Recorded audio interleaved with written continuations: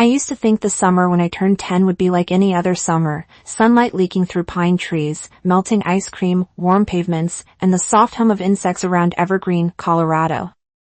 But that day, the sunlight was too sharp, almost metallic, and the sky was an unnatural shade of blue, like the world was trying to warn me that something was about to break. My parents, Lorraine and Vincent Hartley, were strangely cheerful during the drive. My mother kept smiling in this tight, brittle way, the kind of smile you use to stop yourself from crying.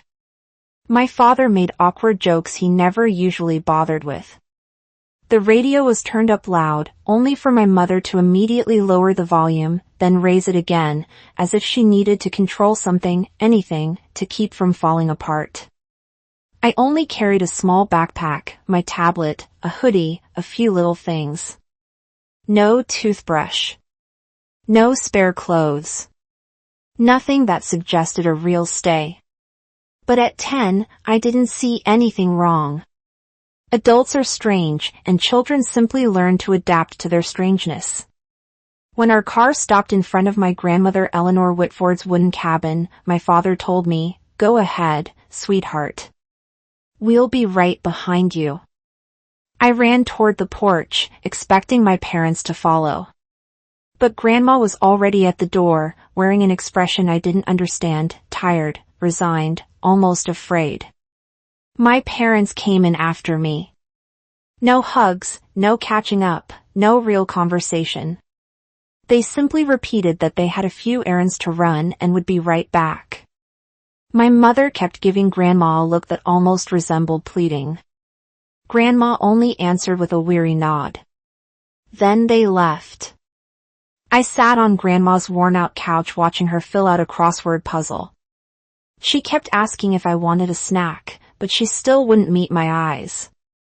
I kept glancing out the window, waiting for their car to return. When it got dark and they still weren't back, I asked, "Grandma, when are they coming?" She patted my hand gently. "Soon, honey. Very soon." But her voice cracked. That first night I slept in her storage room, an old twin bed, boxes stacked higher than me, the smell of aged wood and dust. I kept waking up to phantom sounds, thinking I heard a car in the driveway. I didn't. The first week was nothing but waiting. I waited every morning. Every afternoon. Every night. And every night, the answer was silence. Eventually, I started school. We used Grandma's address for paperwork. She bought me a puppy print lunchbox, embarrassing but well-meant. Teachers kept asking when my parents would pick me up. Kids asked who I lived with now. I lied. I said my parents were busy, were traveling for work, would be back soon. Adults accepted the lie politely. Children accepted it because they didn't know any better. Sometimes Grandma received letters from my parents, old-fashioned envelopes with stiff, dry jokes from my dad scribbled on the margins. "We're sorting things out," they always said. "We'll be back soon." But they never returned. I'd occasionally hear Grandma talking to my mother late at night, her voice low and tight. Once she whispered, "She keeps asking about you. She's still your child." After that call, Grandma stayed unusually stern for days, as if carrying the weight of a secret she didn't know how to hold. Life settled into an uncomfortable routine. Grandma wasn't unkind, but she wasn't prepared to raise a child again. She snapped when I forgot chores, then quietly placed candy on my desk afterward. She made food she thought I liked but always got the recipe wrong. Her living room was filled with ancient furniture and lace doilies, like a museum frozen in time. At school, I started acting out, talking back, ignoring assignments, lying about my parents' whereabouts. One boy, Lucas, teased me about being mysteriously parentless, and I shoved him into a bush. I got sent to the counselor's office. When she asked if everything was okay at home, I simply said, "I'm tired." She nodded sympathetically and didn't press further. People think abandonment is a dramatic moment. But really, it's boring. It's waiting. It's silence. It's a child learning to stop asking questions because every question hurts. I asked Grandma one last time when my parents were coming. She looked me in the eyes and said, "I don't know, sweetheart." And that was the moment I finally understood they were never coming back. By 2021, everything in the house was fraying, slowly, unevenly, like fabric being pulled apart one thread at a time. Grandma Eleanor's health had been declining for years, but that year it deteriorated fast. Hospital visits, medication lists taped to the refrigerator, doctor appointments she pretended she didn't forget. I was 19, juggling school, work, bills, and caretaking. People called me mature for my age, not realizing that maturity is just trauma wearing a neat jacket. Sometimes Grandma would confuse me with my mother, Lorraine. She'd wake up in her recliner and murmur, "You're late for school," even though I'd graduated. She'd drift between past and present like she was walking through fog. One morning, I found her slumped slightly to the side, eyes closed but peaceful. That was how she left the world, quietly, as if she didn't want to inconvenience anyone. Calling Aunt Meredith was the hardest part. She arrived within 20 minutes and took over, making arrangements while I sat numbly at the dining table. The house felt too big, too quiet, too empty. The day of the funeral, Evergreen was inexplicably bright, sunlight dancing on snow that hadn't fully melted yet. The sky looked wrong for a funeral. Too cheerful. I was standing at the entrance of the chapel, greeting relatives, when I saw them. Lorraine. Vincent. My parents. For the first time in 9 years. Lorraine looked almost the same, just older, softer around the edges, but still wearing that look like she was the protagonist in her own tragedy. Vincent carried a comically oversized bouquet that didn't fit the mood at all. People fell silent as they walked in. Lorraine tried to hug me. I stepped back. Whispers spread across the chapel like wildfire. Aunt Meredith's jaw clenched.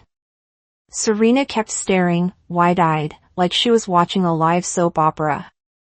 During the service, they sat in the back, pretending grief belonged to them. They cried at the right moments. They lowered their heads when Grandma's photo appeared. They acted like they had been part of her life.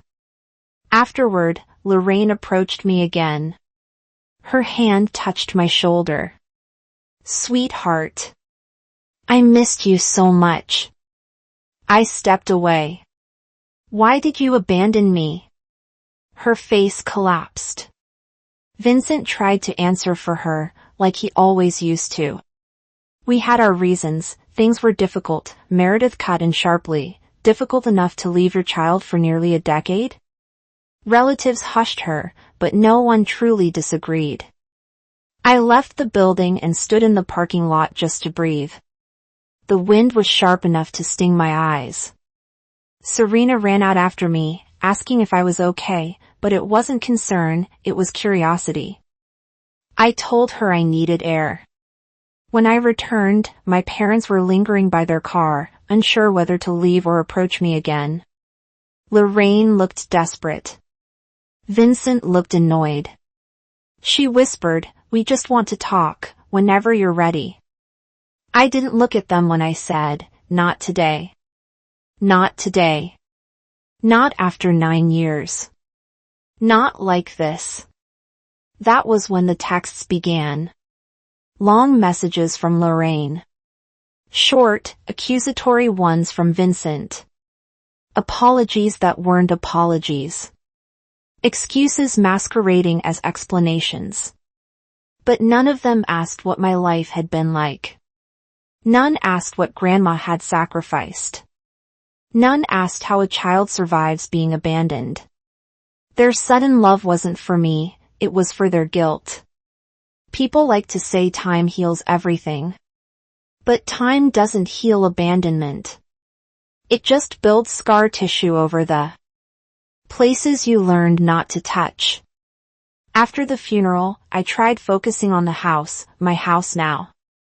I patched the leaky sink, fixed a crooked cupboard door, replaced the yellowed curtains with ones Grandma would have probably complained about.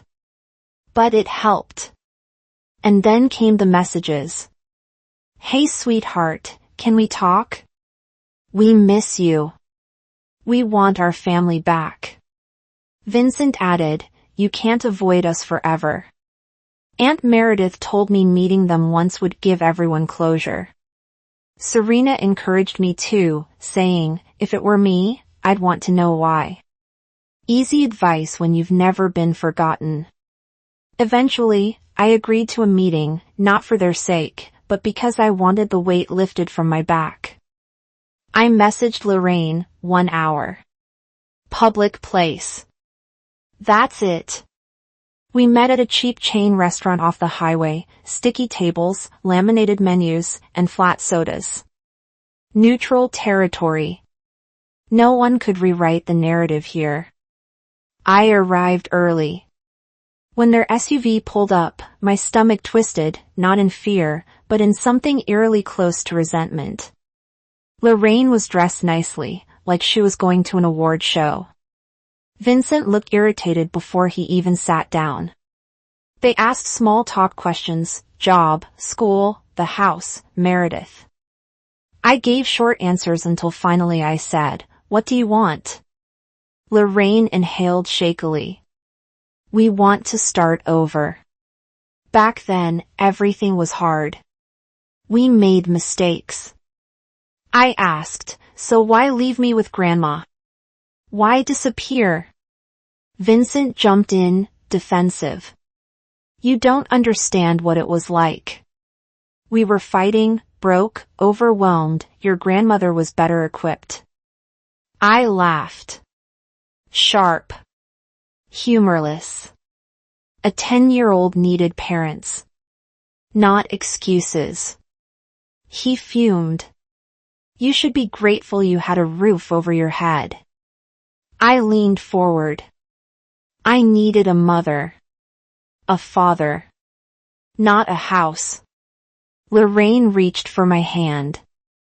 I pulled away. Her face crumpled like paper. She whispered, you were difficult. I felt like I couldn't be a good mother. I stared at her. So you chose not to be a mother at all. Vincent slammed his fist on the table. You'll regret this. The restaurant fell silent. The server hurried over, unsure what to do. I stood up. I lived without you for 9 years. I'll survive another 9. I walked out. Lorraine sobbed behind me. Vincent muttered something about respect. That night, messages poured in. Apologies. Accusations. Emotional manipulation disguised as love. I blocked them. But they didn't stop. Not even close. Blocking them was supposed to be the end of it. But instead, it was the beginning of a different kind of chase, one where they wouldn't let me exist without dragging themselves back into my orbit. Not out of love, but out of convenience. Out of guilt. Out of a need to clean up their image. Weeks after cutting them off, I saw Lorraine in the grocery store, standing by the canned soup aisle. She spotted me instantly. Her entire face lit up like she'd been waiting for that moment her whole life. Maren! Honey! I walked away. Fast. She followed, calling louder. People stared. I slipped out through the emergency exit near the bakery, the alarm chiming faintly behind me. 2 minutes later, she texted, I just want one conversation. Please. It escalated from there. They showed up at family gatherings again. At Meredith's birthday dinner, they sat comfortably at the table as if they had always been part of our lives. At Serena's graduation celebration, Lorraine cornered her in the bathroom to cry about me. I stopped attending those events. It felt like they were everywhere I turned, lurking at the edges, waiting for a chance to force a reconciliation. And then came Easter. Meredith begged me to join a simple family lunch. She promised they wouldn't bother me. I believed her. I shouldn't have. I brought an apple pie I baked using one of Grandma's old recipes. I walked into the dining room and immediately regretted coming. Lorraine and Vincent were already seated. Lorraine kept smiling too brightly. Vincent kept staring at me like I owed him something. During lunch, Lorraine gently touched my arm and whispered, "Can we talk alone?" Just the two of us. I pulled my arm back. No. Not today. Not any day. Vincent slammed his spoon down, voice rising, "You're being selfish." I stared at him. "You taught me how." Serena snorted by accident. Lorraine burst into tears, pushed her chair back so hard it toppled, and ran to the car. Vincent glared at me before storming after her. Silence swallowed the room. Meredith quietly cleaned the table, hands trembling. "You didn't do anything wrong," she said softly. "But it's still sad." I nodded. "I know. But sadness doesn't mean I have to let them back in." After that day, I received fewer messages, but the ones that did arrive were heavier. Lorraine apologized again and again, but never once acknowledged the real harm. Vincent sent one final letter, "We're getting older. We want our family back. You only get one family." I almost replied, "I didn't get one. You left." Instead, I folded the letter and put it away. I focused on rebuilding the house, repainting walls, replacing old curtains, keeping some of Grandma's belongings as anchors of stability. I started therapy. I learned that boundaries are not cruelty. Distance is not punishment. Healing is not betrayal. My parents still exist somewhere out there, sending a letter once in a while, reminding me that they want access to me again. But the truth is simple, I no longer need them. And they no longer get to choose when they want me. Maybe one day I'll open the door a crack. Maybe not. But for the first time since I was 10, the choice is mine.